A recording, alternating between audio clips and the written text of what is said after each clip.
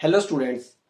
आज की हमारी इस वीडियो का टॉपिक होने वाला है ग्राफिकल रिप्रेजेंटेशन ऑफ डाटा।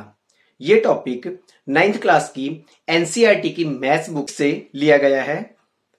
इस वीडियो में हम किसी भी डाटा को बार ग्राफ की फॉर्म में रिप्रेजेंट करना सीखेंगे। तो आइए बिना टाइम वेस्ट किए स्टार्ट करते हैं आज का अपना ये वीडियो।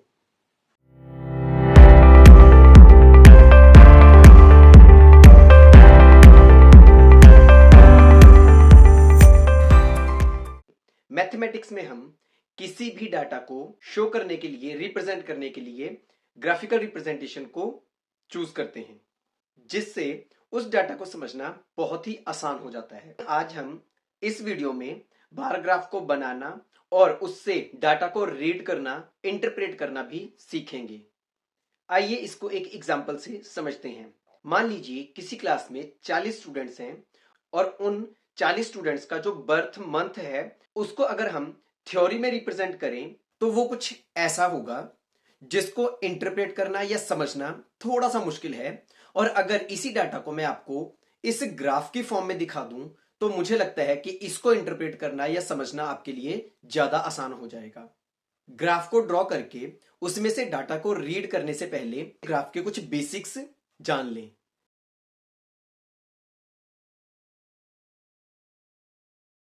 तो इसको एक्सप्लेन करने के लिए मैं एक ऐसे एग्जांपल चूज करता हूं जिस टाइप की एग्जांपल्स आपको एग्जाम में भी आ सकती हैं। हमारे पास यहाँ पर फर्स्ट एग्जांपल है, a family with a monthly income of ₹20,000 had planned the following expenditures per month under various heads.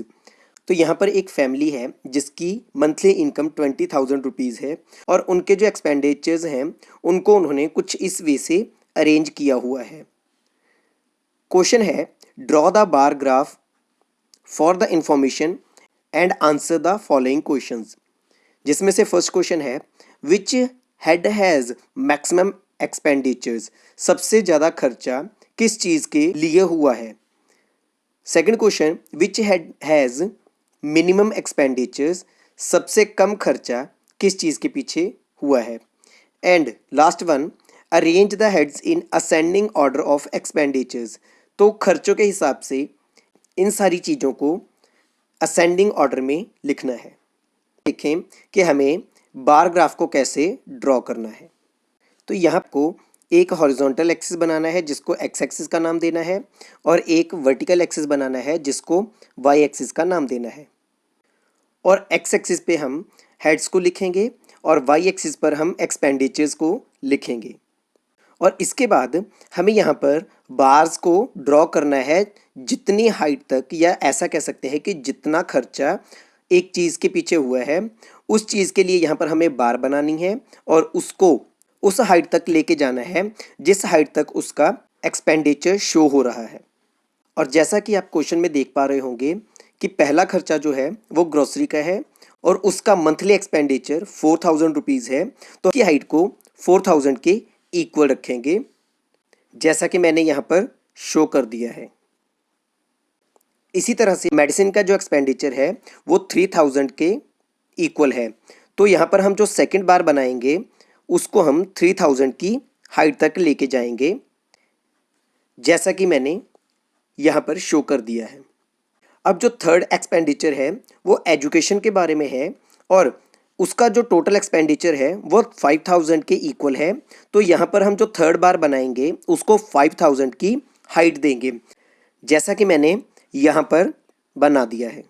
अगर आप यहाँ पर ध्यान देंगे तो हर बार की जो विड्थ है, चौड़ाई है, वो इक्वल है और इन तीनों बार्स के बीच में ये जो गैप आ रहा है ये भी आपको ऑलमोस्ट इक्वल ही दिखाई दे रहा होगा।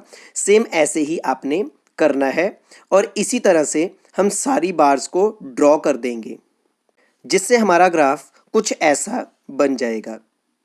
हमने ग्राफ तो बना लिया है, अब देखते हैं कि इसके क्वेश्चंस के आंसर्स क्या होंगे।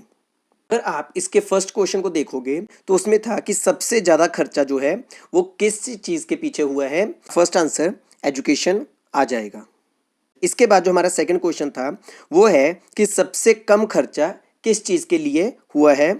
तो हम यहाँ पर आंसर लिख सकते हैं कि सबसे कम खर्चा एंटरटेनमेंट पर हुआ है।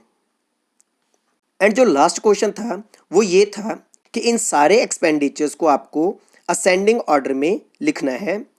तो अगर हम ग्राफ के अकॉर्डिंग चलें तो सबसे छोटी हाइट जो है हमारे पास वो एंटरटेनमेंट की है। इसके बाद अगर हम बात करें तो फ्यूल और अदर्स पे इक्वल खर्चा हुआ है, तो इनको हम दोनों को एक साथ ही लिखेंगे। एंड इसके बाद मेडिसिन एंड रेंट पर भी इक्वल खर्चा ही हुआ है, तो इसलिए इन दोनों को भी हम साथ में लिखेंगे। इसके बाद हम ग्रोसरी लिखेंगे और लास्ट में हम एजुकेशन लिखेंगे। तो हमारा आंसर कुछ ऐसा हो जाएगा। उम्मीद है आपको ये टॉपिक समझ आया होगा, और अगर आपको ये वीडियो अच्छा लगा है तो प्लीज़ इस वीडियो को लाइक एंड शेयर करना बिल्कुल ना भूलें। और अगर इस वीडियो से रिलेटेड कोई भी सजेशन है तो उसको कमेंट बॉक्स में ज़रूर बताएं, और मेरी नई वीडियोस के लिए मेरे इस चैनल को सब्सक्राइब करना बिल्कुल ना भूलें। मिलते हैं नई वीडियो में नए टॉपिक के साथ। तब तक के लिए keep study, keep growing, all the best.